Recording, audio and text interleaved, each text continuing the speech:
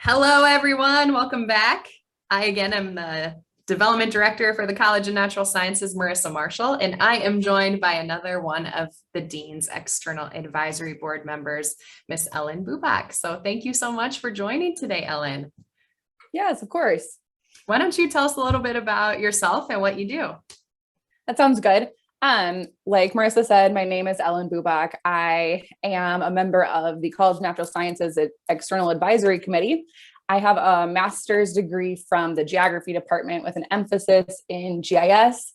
And currently I work at Central Square Technologies. We do public safety software. So I get to use my GIS geography skills every single day at work, making maps for anybody who calls in for 911, any sort of emergency like that. And I also get to work on a team that is full of other jackrabbits, which is a really great experience. Obviously, they made good decisions, Yes. No, we're so thankful for the work that you do. I mean, it's very pertinent to be able to respond to emergency situations. And we all know that there's unfortunate moments in life, or maybe even some exciting ones. I'm not sure, but maybe they come lots of exciting ones. Parties, right? Yeah, I mean, I guess whatever. Yeah. But no, I think it's kind of cool. And honestly, it's a use of GIS that I hadn't even realized when I started my program. So I think it's kind of a cool thing that I get to do, where it's a totally different application of what I learned at SDSU than what I even knew going into the program. So it's been nice.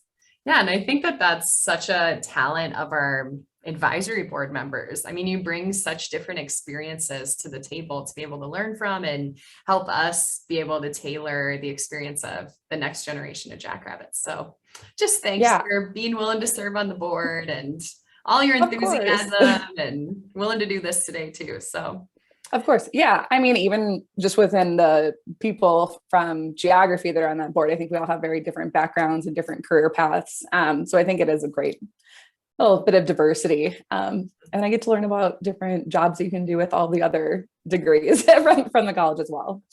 Yes, absolutely. Well, can you share a little bit more about how you got involved with the advisory board and kind of your passion for SDSU? Yeah. So I graduated quite a bit more recently, I think, than a lot of other people on the board. And I have stayed in pretty close contact with the department. I try to keep in contact with my classmates, with some of the different professors and everything like that. And had just been in contact quite a bit with Dr. Wittrell, the department head for geography. And we'd had all these great conversations about how to pull more students into geography and how to get people excited about geography and understand the applications of geography. And when the dean was putting together this external advisory board, Dr. Wittrell had asked if I would be interested in serving on it. And I was so excited about it. One of the big things that I feel pretty passionately about is getting information out to people before they even get to college so that they are aware of their different career paths. I found geography a little bit later in life, so it's something that is very near and dear to my heart. And I just think that this is a really great way to kind of steer the college and have a little bit of a say in it while still getting to, see and participate, chat with all of my former classmates and a bunch of my former students, which has been really great as well. Oh, that's awesome. And I think that's a really great segue actually into why One Day for State is so important. I mean, we're building this network because we recognize, right, that so much of the world runs in and around social media now. And so just trying to do even more outreach through those platforms to prospective students, to current students, to recent alumni, former alumni. And I think that One Day for State is just a really great kind of catch-all for everybody. I mean, the internet's going to be blue and yellow, and I am just so excited for this year. We're going to have a block party again, and some of the big events that unfortunately last year due to COVID, we weren't able to kind of hold. So do you have any insight into your experience with One Day for State, or you want to share that with everybody? Not that much. Like I said, I'm a fairly recent alum. I have donated in the past, but I'm not as familiar with the different challenge matches and everything like that, but I'm excited to get involved this year. Yes, absolutely. And as Ellen mentioned, we have several challenge matches, and those are dollar amounts that are put up by generous individuals. Sometimes also corporations will put up dollars ahead of time, and then those are unlocked, meaning they count towards the total dollars raised by the number of donors that contribute. So, and really, this is, as much as we talk about raising dollars on the day, this is about branding, it's about awareness, it's about expanding the Jackrabbit family to even more and more people. And so just asking that everyone share the posts, contribute some dollar amount, whatever is comfortable for you and whatever you can, kind of towards the next generation of Jacks. And yeah, just join in the fun of sharing on it. I think it should be a good time. And I was kind of thinking about it too, especially with sort of the online network building and everything, trying to get people involved. The people that I went to school with have kind of spread all across not only, the state and the region, but we've got people internationally now at this point too. And I think it's a really nice way after the past year of sort of being isolated, but also getting really used to interacting with everybody online, to kind of leverage our experience from last year to really make those bonds a little bit stronger as well. I think that should be really neat. Absolutely. Yeah. As you were saying that, I got to thinking about how last year we had a challenge match for all 50 states. So when all the states were unlocked by someone donating in a state, that was such a fun moment. Just think about where everyone went. And then we also had 19 different countries represented on the map.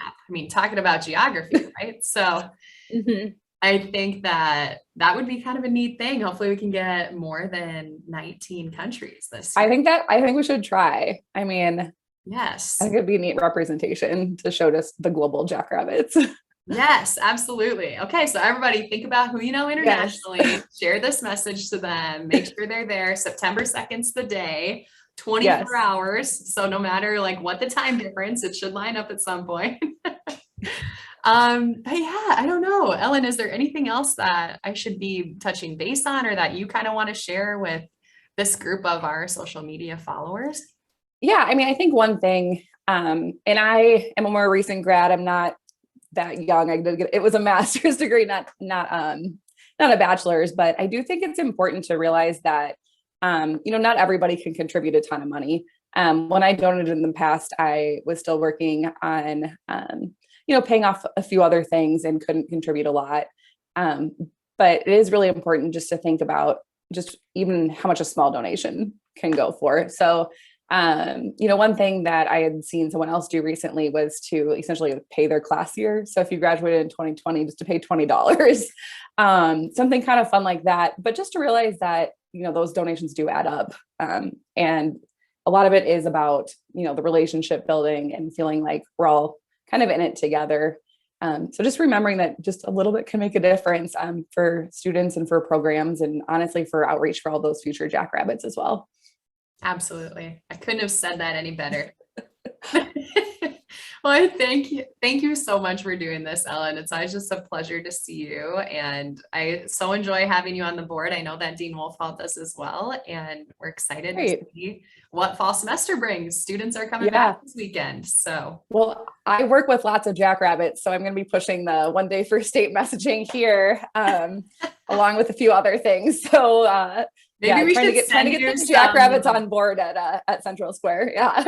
I like it. We should send you some signage. Maybe you can put it up around. I think I could put it back here. So anytime I have a meeting in here, everybody just will be surrounded by one day for state messaging for the next few weeks here. Love it. I can do that. I'll see what I can arrange. Perfect. So. All right, Ellen. Well, thank you so much. We'll hope you have a good day. Thank you everyone for tuning in, and we'll look forward to seeing you on September 2nd. Yeah, thanks everybody.